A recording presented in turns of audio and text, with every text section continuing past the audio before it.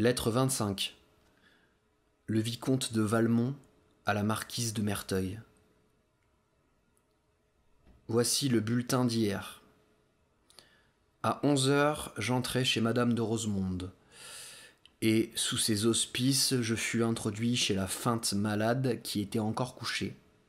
Elle avait les yeux très battus, j'espère qu'elle avait aussi mal dormi que moi. Je saisis un moment où madame de Rosemonde s'était éloignée pour remettre ma lettre.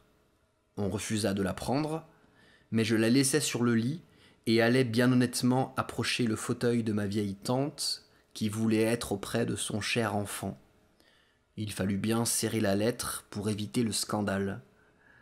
La malade dit maladroitement qu'elle croyait avoir un peu de fièvre. Madame de Rosemonde m'engagea à lui tâter le pouls en vantant beaucoup mes connaissances en médecine. Ma belle eut donc le double chagrin d'être obligée de me livrer son bras et de sentir que son petit mensonge allait être découvert. En effet, je pris sa main que je serrais dans une des miennes, pendant que de l'autre je parcourais son bras frais et potelé. La malicieuse personne ne répondit à rien, ce qui me fit dire, en me retirant, « Il n'y a pas même la plus légère émotion. » Je me doutais que ses regards devaient être sévères, et pour la punir, je ne les cherchais pas. Un moment après, elle dit qu'elle voulait se lever, et nous la laissâmes seule. Elle parut au dîner qui fut triste. Elle annonça qu'elle n'irait pas se promener, ce qui était me dire que je n'aurais pas l'occasion de lui parler. Je sentis bien qu'il fallait placer là un soupir et un regard douloureux. Sans doute elle s'y attendait, car ce fut le seul moment de la journée où je parvins à rencontrer ses yeux. Toute sage qu'elle est, elle a ses petites ruses comme une autre.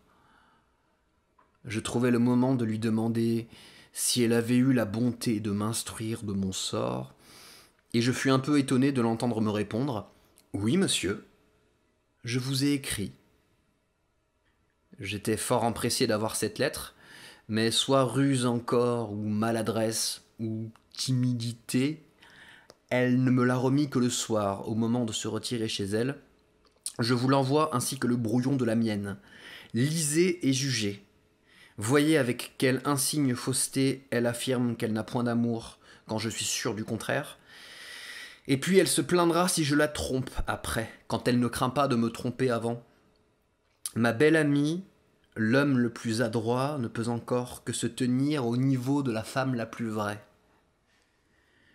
Il faudra pourtant feindre de croire à tout ce radotage et se fatiguer de désespoir parce qu'il plaît à madame de jouer la rigueur. Le moyen de ne pas se venger de ces noirceurs-là, ah, patience. Mais adieu, j'ai encore beaucoup à écrire. À propos, vous me renverrez la lettre de l'inhumaine. Il se pourrait faire que par la suite elle voulût qu'on mît du prix à ces misères-là, et il faut être en règle. Je ne vous parle pas de la petite Volange, nous en causerons au premier jour. Lettre du 22 août. Lettre 26. La présidente de Tourvel au vicomte de Valmont. Sûrement, monsieur, vous n'auriez eu aucune lettre de moi si ma sotte conduite d'hier au soir ne me forçait d'entrer aujourd'hui en explication avec vous. Oui, j'ai pleuré, je l'avoue. Peut-être aussi les 2 mots que vous me citez avec tant de soin me sont-ils échappés. Larmes et paroles, vous avez tout remarqué. Il faut donc vous expliquer tout. Accoutumé à n'inspirer que des sentiments honnêtes, à n'entendre que des discours que je puis écouter sans rougir, à jouir, par conséquent, d'une sécurité que j'ose dire que je mérite, je ne sais ni dissimuler ni combattre les impressions que j'éprouve. L'étonnement et l'embarras où m'a jeté votre procédé, je ne sais quelle crainte inspirée par une situation qui n'eût jamais dû être faite pour moi, peut-être l'idée révoltante de me voir confondu avec des femmes que vous méprisez et traitez aussi légèrement qu'elles, toutes ces causes réunies ont provoqué mes larmes et ont pu me faire dire, avec raison je crois, que j'étais malheureuse. Cette expression, que vous trouvez si forte, serait sûrement beaucoup trop faible encore si mes pleurs et mes discours avaient eu un autre motif.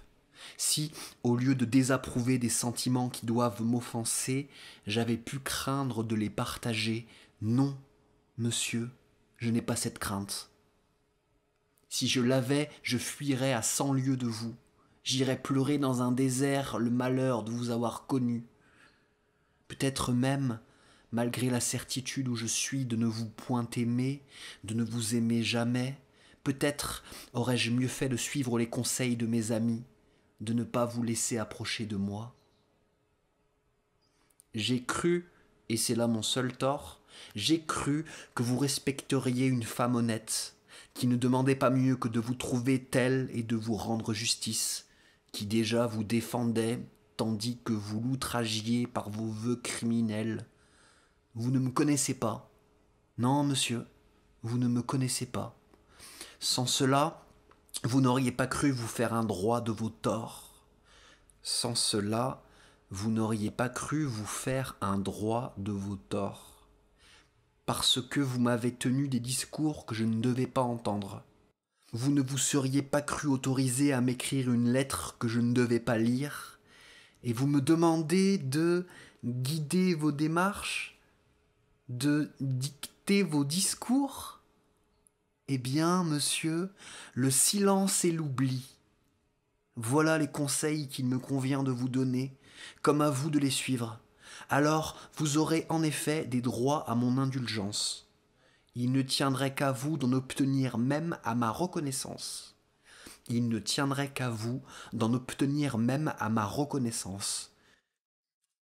Mais non, je ne ferai point une demande à celui qui ne m'a point respecté. Je ne donnerai point une marque de confiance à celui qui a abusé de ma sécurité. Vous me forcez à vous craindre, peut-être à vous haïr. Je ne le voulais pas. Je ne voulais voir en vous que le neveu de ma plus respectable amie. J'opposais la voix de l'amitié à la voix publique qui vous accusait. Vous avez tout détruit, et, je le prévois, vous ne voudrez rien réparer. Je m'en tiens, monsieur, à vous déclarer que vos sentiments m'offensent, que leur aveu m'outrage, et surtout que, loin d'en venir un jour à les partager, vous me forceriez à ne vous revoir jamais, si vous ne vous imposiez sur cet objet un silence qu'il me semble avoir droit d'attendre, et même d'exiger de vous. Je joins à cette lettre celle que vous m'avez écrite, et j'espère que vous voudrez bien de même me remettre celle-ci. Je serais vraiment peiné qu'il restât aucune trace d'un événement qui n'eût jamais dû exister. Point. J'ai l'honneur d'être, etc. Lettre du 21 août. Lettre 27. Cécile Volanges à la marquise de Merteuil. Mon Dieu, que vous êtes bonne, madame. Comme vous avez bien senti qu'il me serait plus facile de vous écrire que de vous parler. Aussi, c'est que ce que j'ai à vous dire est bien difficile. Mais vous êtes mon amie, n'est-il pas vrai? Oh oui, ma bien bonne amie. Je vais tâcher de n'avoir pas peur. Et puis, j'ai tant besoin de vous, de vos conseils. J'ai bien du chagrin. Il me semble que tout le monde devine ce que je pense. Et surtout, quand il est là, je rougis dès qu'on me regarde. Hier, quand vous m'avez vu pleurer, c'est que je voulais vous parler, et puis je ne sais quoi m'en empêchait. Et quand vous m'avez demandé ce que j'avais, mes larmes sont venues malgré moi. Je n'aurais pas pu dire une parole. Sans vous, maman allait s'en apercevoir, et qu'est-ce que je serais devenu? Voilà pourtant comme je passe ma vie, surtout depuis 4 jours. C'est ce jour-là, madame, oui, je vais vous le dire, c'est ce jour-là que monsieur le chevalier d'Ancenis m'a écrit. Oh, Je vous assure que quand j'ai trouvé sa lettre, je ne savais pas du tout ce que c'était, mais pour ne pas mentir, je ne peux pas dire que je n'ai eu bien du plaisir en la lisant. Voyez-vous, j'aimerais mieux avoir du chagrin toute ma vie que s'il ne me l'eût pas écrite. J'aimerais mieux avoir du chagrin toute ma vie que s'il ne me l'eût pas écrite. Mais je savais bien que je ne devais pas le lui dire, et je peux bien vous assurer même que je lui ai dit que j'en étais fâché. Mais il dit que c'était plus fort que lui, et je le crois bien, car j'avais résolu de ne lui pas répondre, et pourtant je n'ai pas pu m'en empêcher. Oh, je ne lui ai écrit qu'une fois, et même c'était en partie pour lui dire de ne plus m'écrire. Mais malgré cela, il m'écrit toujours, et comme je ne lui réponds pas, je vois bien qu'il est triste, et ça m'afflige encore davantage, si bien que je ne sais plus que faire, ni que devenir, et que je suis bien à plaindre. Dites-moi, je vous en prie, madame, est-ce que ce serait bien mal de lui répondre de temps en temps, seulement jusqu'à ce qu'il ait pu prendre sur lui de ne plus m'écrire lui-même et de rester comme nous étions avant? Car, pour moi, si cela continue, je ne sais pas ce que je deviendrai. Tenez, en lisant sa dernière lettre, j'ai pleuré que ça ne finissait pas. Et je suis bien sûr que si je ne lui réponds pas encore, ça nous fera bien de la peine. Je vais vous envoyer sa lettre aussi, ou bien une copie, et vous jugerez. Vous verrez bien que ce n'est rien de mal qu'il demande. Cependant, si vous trouvez que ça ne se doit pas, je vous promets de m'en empêcher. Mais je crois que vous penserez comme moi, que ce n'est pas là du mal. Pendant que j'y suis, madame, permettez-moi de vous faire encore une question. On m'a bien dit que c'était mal d'aimer quelqu'un, mais pourquoi cela? Ce qui me fait vous le demander, c'est que monsieur le chevalier d'Ancenis prétend que ce n'est pas mal du tout et que presque tout le monde aime. Si cela était, je ne vois pas pourquoi je serais la seule à m'en empêcher. Ou bien est-ce que ce n'est un mal que pour les demoiselles? Car j'ai entendu maman elle-même dire que madame D aimait monsieur M, et elle n'en parlait pas comme d'une chose qui serait mal. Et pourtant je suis sûr qu'elle se fâcherait contre moi si elle se doutait seulement de mon amitié pour monsieur Danceny. Elle me traite toujours comme un enfant, maman, et elle ne me dit rien du tout. Je croyais, quand elle m'a fait sortir du couvent, que c'était pour me marier. Mais à présent, il me semble que non. Ce n'est pas que je m'en soucie, je vous assure, mais vous, qui êtes si ami avec elle, vous savez peut-être ce qui en est, et si vous le savez, j'espère que vous me le direz. Voilà une bien longue lettre, madame, mais puisque vous m'avez permis de vous écrire, j'en ai profité pour vous dire tout, et je compte sur votre amitié. J'ai l'honneur d'être, etc. Paris, ce 23 août. Lettre 28. Le chevalier d'Ancenis à Cécile Volanges. Eh quoi, mademoiselle, vous refusez toujours de me répondre? Rien ne peut vous fléchir, et chaque jour emporte avec lui l'espoir qu'il avait amené.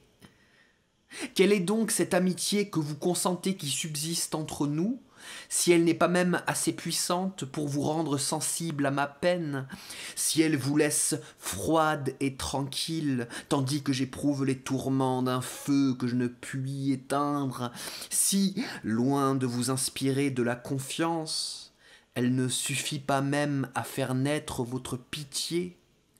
Quoi? Votre ami souffre et vous ne faites rien pour le secourir?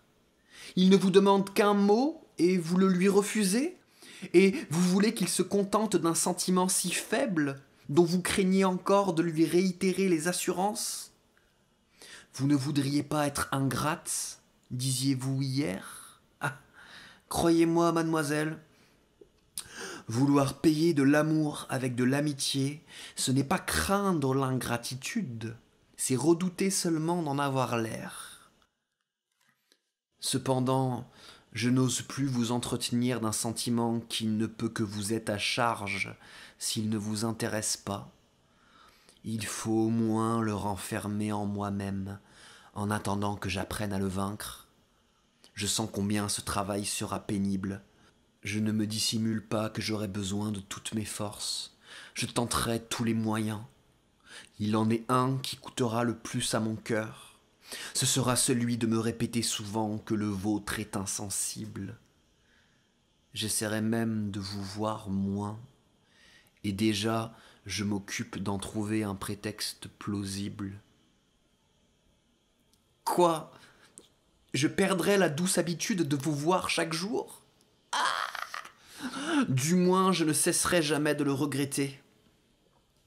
Un malheur éternel sera le prix de l'amour le plus tendre, et vous l'aurez voulu, et ce sera votre ouvrage.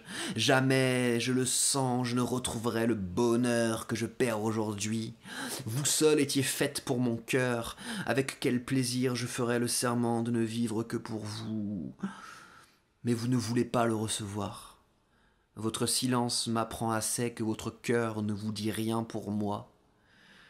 Il est à la fois la preuve la plus sûre de votre indifférence et la manière la plus cruelle de me l'annoncer. Adieu, mademoiselle. Je n'ose plus me flatter d'une réponse. L'amour l'eût écrite avec empressement, l'amitié avec plaisir, la pitié même avec complaisance, mais la pitié, l'amitié et l'amour sont également étrangers à votre cœur. Wouh! Paris, ce 23 août. Lettre 29. Cécile Volange à Sophie Carnet. Je te le disais bien, Sophie, qu'il y avait des cas où on pouvait écrire. Et je t'assure que je me reproche bien d'avoir suivi ton avis qui nous a fait tant de peine au chevalier d'Ancenis et à moi. La preuve que j'avais raison, c'est que Madame de Merteuil, qui est une femme qui sûrement le sait bien, a fini par penser comme moi.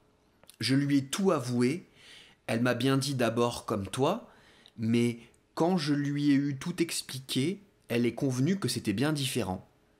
Elle exige seulement que je lui fasse voir toutes mes lettres et toutes celles du chevalier d'Ancenis, afin d'être sûr que je ne dirai que ce qu'il faudra. Ainsi, à présent, me voilà tranquille. Mon Dieu, que je l'aime, Madame de Merteuil, elle est si bonne. Et c'est une femme bien respectable, ainsi il n'y a rien à dire. Comme je m'en vais écrire à Monsieur d'Ancenis, et comme il va être content, il le sera encore plus qu'il ne croit, car jusqu'ici je ne lui parlais que de mon amitié, et lui voulait toujours que je dise mon amour. Je crois que c'était bien la même chose, mais enfin je n'osais pas, et il tenait à cela. Je l'ai dit à Madame de Merteuil, elle m'a dit que j'avais eu raison, et qu'il ne fallait convenir d'avoir de l'amour que quand on ne pouvait plus s'en empêcher. Or, je suis bien sûr que je ne pourrais pas m'en empêcher plus longtemps. Après tout, c'est la même chose, et cela lui plaira davantage. Madame de Merteuil m'a dit aussi qu'elle me prêterait des livres qui parlaient de tout cela, et qui m'apprendraient bien à me conduire, et aussi à mieux écrire que je ne fais, car, vois-tu, elle me dit tous mes défauts, ce qui est une preuve qu'elle m'aime bien. Elle m'a recommandé seulement de ne rien dire à maman de ces livres-là, parce que ça aurait l'air de trouver qu'elle a trop négligé mon éducation, et ça pourrait la fâcher. Oh, je ne lui en dirai rien. C'est pourtant bien extraordinaire qu'une femme qui ne m'est presque pas parente prenne plus de soin de moi que ma mère. C'est bien heureux pour moi de l'avoir connue. Elle a demandé aussi à maman de me mener après-demain à l'opéra dans sa loge. Elle m'a dit que nous y serions toutes seules et nous causerons tout le temps, sans craindre qu'on nous entende. J'aime bien mieux cela que l'opéra. Nous causerons aussi de mon mariage, car elle m'a dit que c'était bien vrai que j'allais me marier, mais nous n'avons pas pu en dire davantage. Par exemple, n'est-ce pas encore bien étonnant que maman ne m'en dise rien du tout? Adieu, ma Sophie, je m'en vais écrire au chevalier d'Ancenis. Oh, je suis bien contente. Lettre du 24 août. Lettre 30. Cécile Volanges au chevalier d'Ancenis. Enfin, monsieur, je consens à vous écrire, à vous assurer de mon amitié, de mon amour, puisque sans cela vous seriez malheureux. Vous dites que je n'ai pas bon cœur. Je vous assure bien que vous vous trompez, et j'espère qu'à présent vous n'en doutez plus. Si vous avez eu du chagrin de ce que je ne vous écrivais pas, croyez-vous que ça ne me faisait pas de la peine aussi? Mais c'est que, pour toute chose au monde, je ne voudrais pas faire quelque chose qui fût mal. Et même, je ne serais sûrement pas convenu de mon amour si j'avais pu m'en empêcher. Mais votre tristesse me faisait trop de peine. J'espère qu'à présent vous n'en aurez plus, et que nous allons être bien heureux. Je compte avoir le plaisir de vous voir ce soir, et que vous viendrez de bonne heure. Ce ne sera jamais aussi tôt que je le désire. Maman soupe chez elle, et je crois qu'elle vous proposera d'y rester. J'espère que vous ne serez pas engagé, comme avant-hier. C'était donc bien agréable, le souper où vous alliez? Car vous y avez été de bien bonne heure. Mais enfin, ne parlons pas de ça. À présent que vous savez que je vous aime, j'espère que vous resterez avec moi le plus que vous pourrez, car je ne suis contente que lorsque je suis avec vous, et je voudrais bien que vous fussiez tout de même. Je suis bien fâché que vous êtes encore triste à présent, mais ce n'est pas ma faute. Je demanderai à jouer de la harpe aussitôt que vous serez arrivé, afin que vous ayez ma lettre tout de suite. Je ne peux mieux faire. Adieu, monsieur. Je vous aime bien de tout mon cœur. Plus je vous le dis, plus je suis contente. J'espère que vous le serez aussi. Le 24 août. Lettre 31. Le chevalier d'Ancenis à Cécile Volanges. Oui, sans doute, nous serons heureux. Mon bonheur est bien sûr, puisque je suis aimé de vous. Le vôtre ne finira jamais s'il doit durer autant que l'amour que vous m'avez inspiré. Quoi? Vous m'aimez? Vous ne craignez plus de m'assurer de votre amour? Plus vous me le dites et plus vous êtes contente. Après avoir lu ce charmant Je vous aime, écrit de votre main, j'ai entendu votre belle bouche m'en répéter l'aveu. J'ai vu se fixer sur moi ces yeux charmants, qu'embellissait encore l'expression de la tendresse. J'ai reçu vos serments de vivre toujours pour moi. Ah! Recevez le mien de consacrer ma vie entière à votre bonheur. Recevez-le, et soyez sûr que je ne le trahirai pas. Quelle heureuse journée nous avons passée hier! Ah! Pourquoi madame de Merteuil n'a-t-elle pas tous les jours des secrets à dire à votre maman? Pourquoi faut-il que l'idée de la contrainte qui nous attend vienne se mêler aux souvenirs délicieux qui m'occupent? Pourquoi ne puis-je sans cesse tenir cette jolie main qui m'a écrit « Je vous aime », la couvrir de baisers, et me venger ainsi du refus que vous m'avez fait d'une faveur plus grande?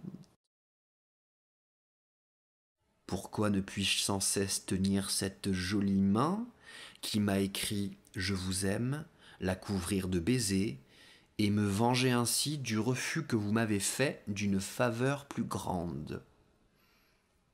Dites-moi, ma Cécile, quand votre maman a été rentrée, quand nous avons été forcés par sa présence de n'avoir plus l'un pour l'autre que des regards indifférents,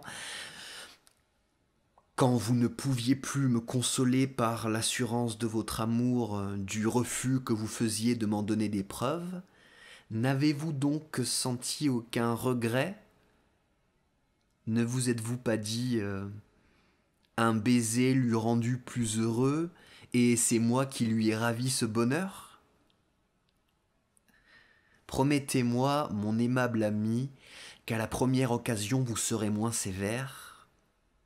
À l'aide de cette promesse, je trouverai du courage pour supporter les contrariétés que les circonstances nous préparent. Et les privations cruelles seront au moins adoucies par la certitude que vous en partagez le regret. Adieu, ma charmante Cécile. Voici l'heure où je dois me rendre chez vous. Il me serait impossible de vous quitter si ce n'était pour aller vous revoir. Adieu, vous que j'aime tant, vous que j'aimerais toujours davantage. Lettre du 25 août.